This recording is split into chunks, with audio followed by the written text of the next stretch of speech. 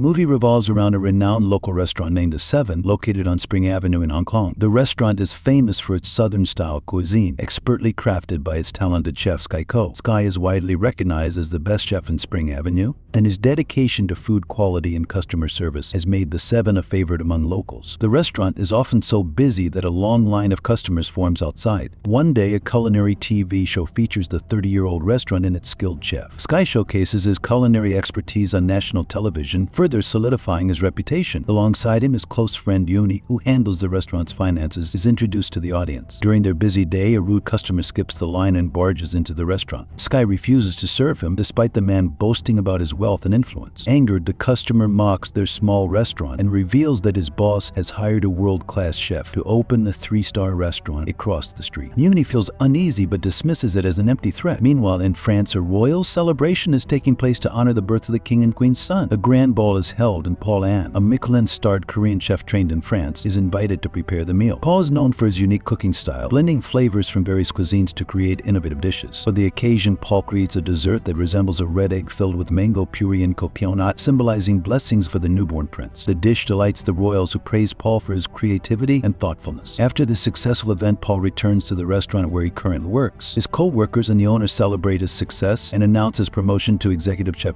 the Art Nouveau franchise. However, Paul surprises everyone by declining the position. He reveals that he plans to return to Asia to pursue a greater dream. He and his assistant Mayo have been invited by a Chinese businessman to open a 3-star restaurant. The staff supports his decision, wishing him well as he embarks on this new journey. Back in Spring Avenue, one of the Seven's regular customers informs Sky that the rumor about the new restaurant is true. While Sky is happy to see the area developing, he is also concerned about the increased competition and potential loss of customers. Sky's past adds to his worries. When he was 10 years old, his father used to berate him and claim he had no talent for cooking. One day, his father left him to pursue his own culinary ambition, saying Sky couldn't even make a proper bowl of noodles. Since then, Uncle Seven, the original owner of the Seven, has cared for and trained Sky, teaching him everything he knows about cooking. Sky hasn't seen his father in over 20 years and has no desire to reconcile with him. The next morning, Paul arrives in Hong Kong and heads to the local market in search of a large grouper fish. Seller, who admires Sky's cooking, decides to sell the fish to him. Paul argues that shopkeepers shouldn't shoot for favoritism, leading to a small argument. The seller resolves the issue by splitting the fish between them. A few weeks later, the new 3-star restaurant named Stellar officially opens directly across from the Seven. So the event is grand, with the chairman and manager of the lay management group attending as honored guests. Paul and Mayo welcome them warmly. Meanwhile, the staff at 7 announces various discount offers for their customers, trying to compete with the new restaurant. And when security guards from Stellar attempt to stop them, a confrontation breaks out, highlighting the growing rivalry between the two establishments. This grabs the attention of Paul and the guests, prompting them to step outside and see what's happening. As the argument escalates, Mayo suggests the competition to decide who the better cook is. Sky and Paul, who recognize each other from the market, agree to the challenge. They opt for a fish cutting competition. Paul goes first, swiftly removing all the ribs from the fish with impressive skill. Then Sky takes the same fish and expertly cuts it into even pieces in under a minute. The crowd applauds for Sky, and even Paul seems impressed. The chairman of the league group steps forward to announce the results. Staying neutral,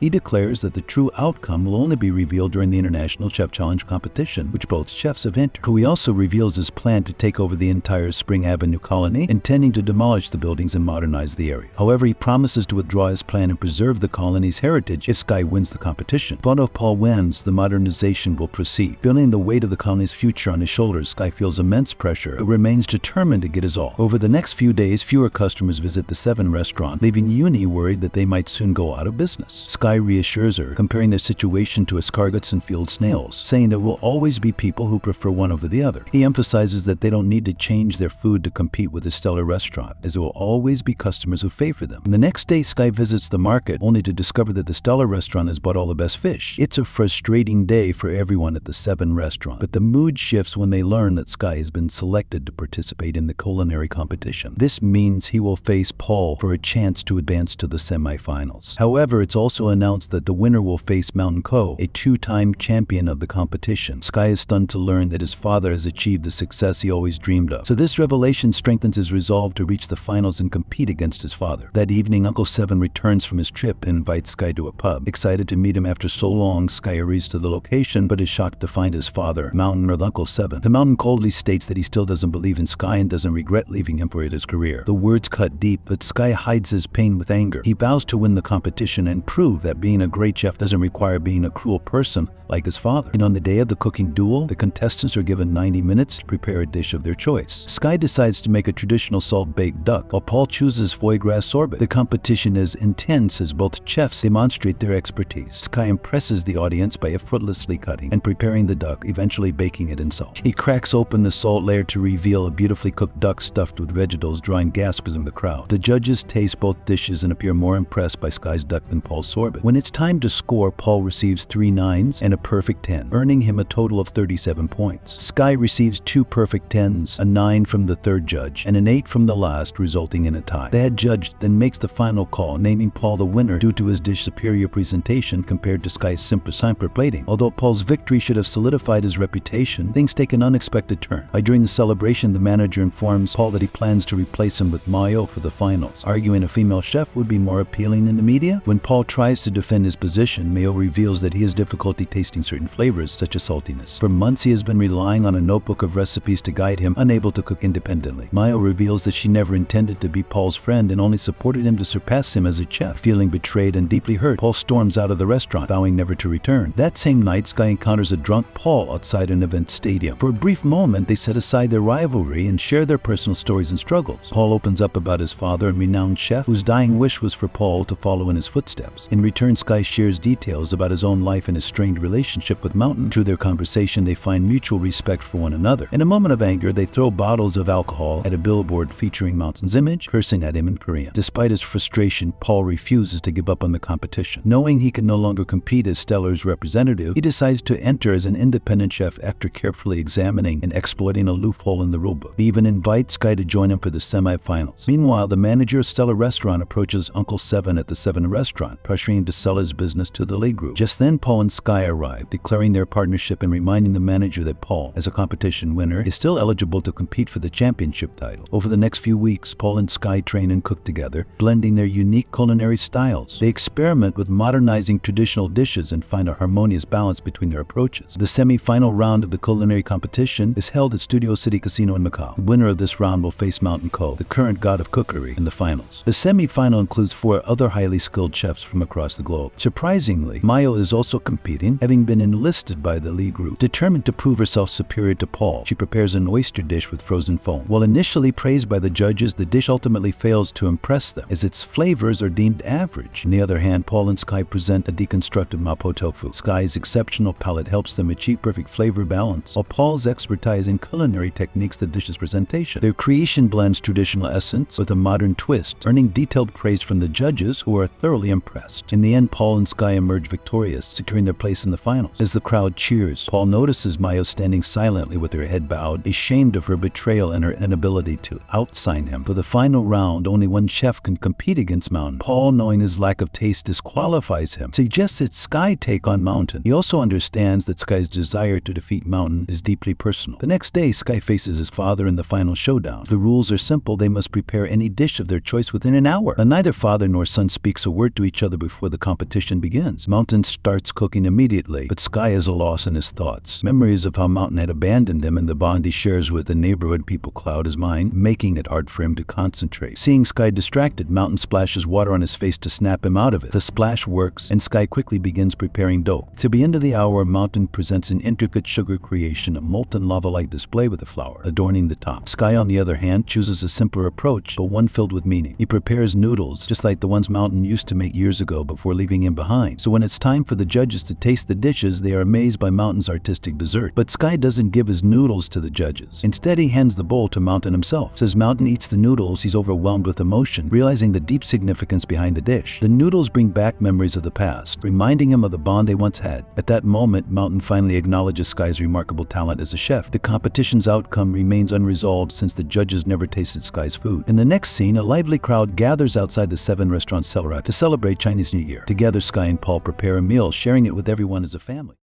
Subscribe for popcorn. We are racing towards 2,000 subscribers.